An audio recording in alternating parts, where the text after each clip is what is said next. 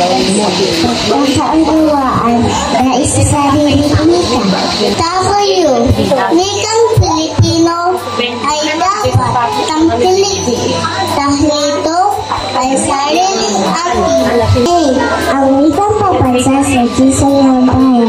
Ating ipagmati sa kapulat ay nakamtan. N. Nagtatrabaho kami para pagkakas kay Manuel L. Quezon.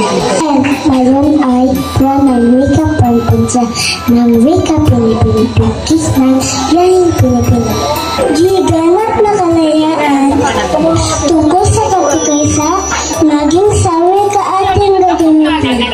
Adayo. Wika